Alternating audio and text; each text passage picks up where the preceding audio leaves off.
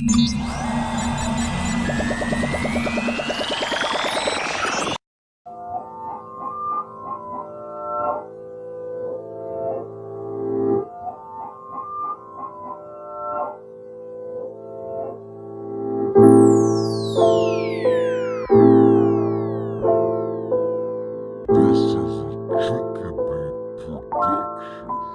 evening, ladies and gentlemen, and welcome to the Halcyon podcast. My name is Lorne Risley. I'll be your host for this episode. And on this podcast, first of all, a long overdue apology for the lack of content once again. I'm starting to lose it again. I apologize, but again, life, yada yada yada. People have listened to my show for a while, know the normal spiel. Other stuff comes up. It's got to take precedence. What can I say? So, let's talk about a few things. Number one, I want to give a shout out to Banhead1990, good friend by the name of Rob. Going through some stuff right now, won't talk about it here, but seeing as this is my platform and I talk about whatever the fuck I want to talk about, I want to extend some love to him, man. I hope you're doing okay, brother. I hope if you're listening to this at some stage in this podcast, I can perk you up, I can cheer you up somehow, some way. I'd encourage anybody, if you're looking to help a friend out, help cheer a friend out, help cheer a man out, go and check out his channel, leave him some love on some of his videos for me. I'd really, really appreciate it. What else is going on? Quick update with me and on the channel. You will be getting a video. Unfortunately, I'm busy downloading some more games, writing more shows, balancing a new job, balancing the daughter, balancing a few other things, including a lady who's crazy, but it's awesome. So balancing a lot of other things as well. So please bear with me while I'm creating content. For those of you that are saying, like, Lauren, why do you keep making content and then not making content? What the hell's wrong with you? All the rest of this jazz. And if anyone from my previous employment is listening, you should be working. Do not be listening to this podcast. If you listen to this podcast, I'm going to swear in 3, 2, oh, fuck it. I've already sworn ahead, so now you're going to get in trouble with people around you. So that serves you right for listening to the podcast when you shouldn't be. Now, caveats, announcements, explanations, and, whatever it is out of the way. Let's get to the meat and bones of the episode. So, number one, Anthony Joshua took on Parker. And I called it. 12 rounds, decision, AJ. Called it. Because it was always what was going to happen when you consider that AJ came in lean, when you consider Parker is a tricky proposition at the best of times, and people are saying AJ's going to knock him spark out. Come on, man. Have a bit more sense than that. What is next, though? That is the important thing. That is the way the discussion, the debate, the conjecture starts. For me, it isn't necessarily Wilder, but I think if you're going to construct the money, I think this is where you go. You go Wilder, then you go White, then you go Fury. Now, the reason for this is simple. Wilder is the easiest of those three fights. People can disagree with me all they like. Unfortunately, Wilder is not a technician. He is not a particularly powerful puncher. He is not a draw. He is not agile. He does not have a chin. He is one of the most fortunate world champions in the history of the division, and there's no real debating that point when you consider who has he beaten. And unfortunately, my one caveat was always, if he beats Ortiz, then yes, I will consider him a legitimate champion. But that was before Ortiz got pegged for steroid abuse. So, come on now. He's beaten a fighter who's now off the juice. Congratulations. You're fighting a guy who's not fighting at the capacity he was once fighting at. Deontay Wilder is the step to then making the big money, which is the rematch with White, now that he is a legitimate contender for my money. He is a far bigger threat to Anthony Joshua than Deontay Wilder is. And then once you get that out of the way, and I still believe that even with the benefit of hindsight and experience, White having going on a career path and making a name for himself in boxing since, I still think AJ wins. I think he's too fine an athlete, he's too honed a prospect, he's only getting better per fight. The only thing that can slow AJ down at this point is his own hype and getting caught up in that, which is always a real danger with athletes, but you never can tell. It's something that creeps up on athletes after the fact, And everyone says, oh yeah, I knew AJ was getting up his own ass, man. I never liked him in the first place. Right now, he's the babyface. One day, and I guarantee that day is coming soon after my prediction happens, he will turn heel in the eyes of the public. Give it time. Anyway, back to the prediction of the things to come. So Dillian Whyte will be next after Wilder. Wilder will get knocked out by AJ. I almost guarantee that. What round?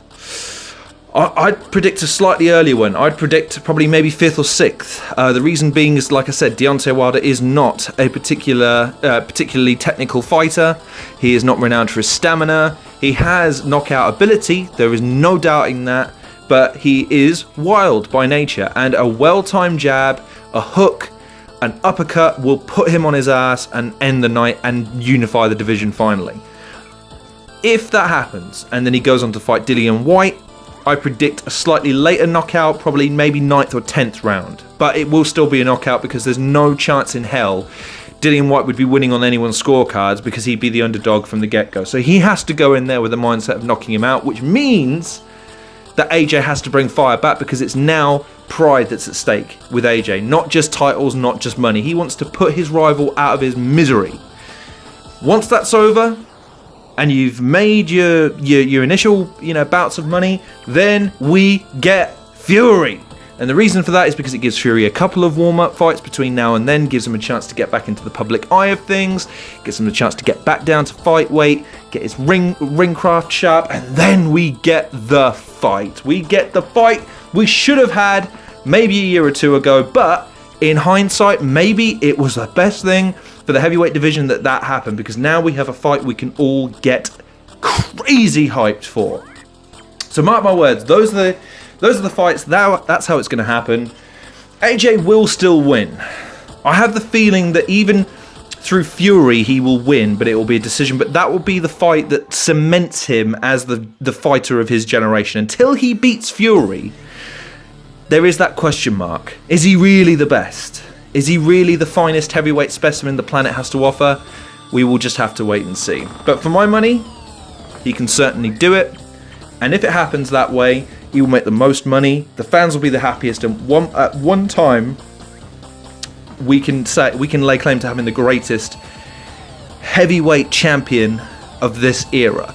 Not of all time, not here to say that, but certainly of this era, AJ will be the greatest. So, boxing out of the way. Unfortunately, my MMA has slacked somewhat recently. The John Jones controversy I haven't been keeping up with, unfortunately. Khabib Nurmagomedov versus Tony Ferguson, I haven't read enough in to get hyped, but I'm planning to once Mania weekend is over and we can get hyped for that. Mania is a week away. It is a week away, and I'm not allowed to watch it live. Couldn't get the day off. And I've got my daughter on the Sunday, which means there is going to be no sleep for Lorny Boy. He is going to have to wait and watch it the next day. So unfortunately, no live coverage this year like there was last year, or the year before that. No, it was last year, sorry, my apologies. I apologise for that, for anyone that was maybe hoping that I'd cover it. But it promises to be an immensely stacked card. Whether or not it turns out to be good or not is a question resting on two matches in particular. The most divisive, because of how easy it is to see coming when the wheels are set in motion. So we got Roman Reigns versus Brock Lesnar, with Reigns going over. Come on now, let's all be serious about the situation. Of course Reigns is going over. And you've got Ronda Rousey and Kurt Angle versus Triple H and Stephanie McMahon, with Kurt Angle and Ronda Rousey going over. It's Ronda Rousey's first match. You can't bury her in her first match. So let's assume, for the sake of argument, that for the one time in WWE history they follow logic, they go over. My thoughts on these two matches. I don't like Ronda Rousey in the WWE, and I'll tell you why. She is just stealing a gimmick. Like, I get the whole, oh yeah, well she's paying homage to this, that, the other. Fine, but that's not... There's only one time that I can put my finger on where a gimmick was infringed upon and improved or equaled. Buddy Rogers and Ric Flair. That's the only time I can see a gimmick where it's like, okay, he stole that gimmick. That's the same gimmick, the exact same gimmick, yet I think Ric Flair might have actually taken it to new heights of success because he was slightly better on the microphone and had slightly more in terms of athletic ability. But then again, the business had moved on, so there was more available to him, and he had a longer career. Now, as back to Ronda Rousey, it's a tricky one because I don't see how she can add to the intrigue and the quality of the show beyond, hey look, it's that woman that used to fight until she got knocked the fuck out twice by two fighters who were superior to her but were just marketed as inferior. It only serves to undermine the point that the WWE can't get the best. They got her a couple of years ago, but they got an armbar out of her, and not even that, it was more like a wrist lock. And they can't afford Conor McGregor. He's far too expensive these days. And they don't think they could get the interest out of someone like Stipe Miocic or anyone along those lines. And Mayweather would sooner go to the UFC than the WWE these days because, again, the UFC can afford to put up more cheddar. So I think I get the idea behind bringing her in, and it's a pop. But when you look at how she's been so far, she's done nothing. Like nothing. Like the presentation of her wearing Roddy Piper's jacket, stealing the logo, using a song that isn't original, don't give a damn about my bad reputation. Well, come on. There's got to be some originality. There's got to be a hook to this. The female Brock Lesnar thing, again, it's all just this. It's this melting pot of ideas that worked in the past, and so we'll just give them to her because it all works. Like, no, you've got to bring something different to her character. You've got to move her forward somehow. You can't just rehash everything and put Ronda Rousey's face on it and expect it to be successful. And maybe I'm in the minority here, but I'm just not excited for this match, especially considering that Kurt Angle was the one we were all hyped about having a WrestleMania match for. He's the one we were all excited about seeing last year when he went into the Hall of Fame, and like all the dream matches he could have. And then when he did the Shield thing, I for one popped for that. I thought it was amazing how he came out with the Shield gear. And then Triple H, seeing that that was successful, nicked it for himself. So I just think that from that side of things, the Ronda Rousey match, they have to do something different. They have to, I think I heard someone mention walk her out to the ring in MMA style.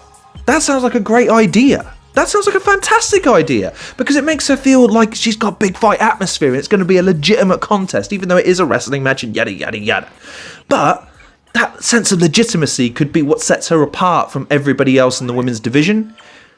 But you just get the impression she's going to wear tights and fucking that jacket and it's going to be bad. It's going to be bad. And again, Roman Reigns and Brock Lesnar, go 10 minutes, 15 minutes.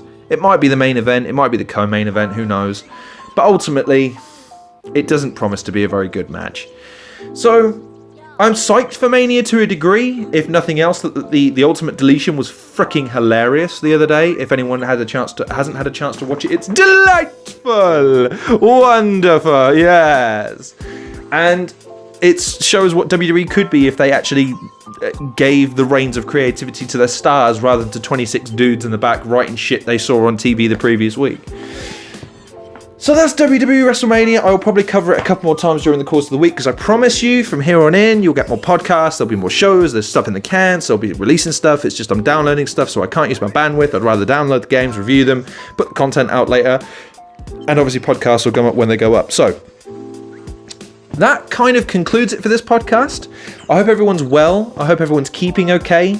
I hope that you're staying tuned. I hope you're checking out some of the other content creators below. I hope you're checking out each other's content. I hope you're making your content. I hope you're keeping okay. I hope you're loving each other. I hope you're stuffing your faces with chocolate this weekend. And I hope you will tune into the next episode of the Halcyon podcast. I have been your host, Lorne Risley. It's been a rushed episode today because I wanted to get a lot in and I wanted to get it in quickly because I know y'all got real busy lives. So have I. I've got stuff to do, but I wanted to shout out to people because I love it. I love you all. Miss you all. See you on the next episode. Take care. I've been your host, Lorne Risley, and I will see you on the next episode of the Halcyon podcast show.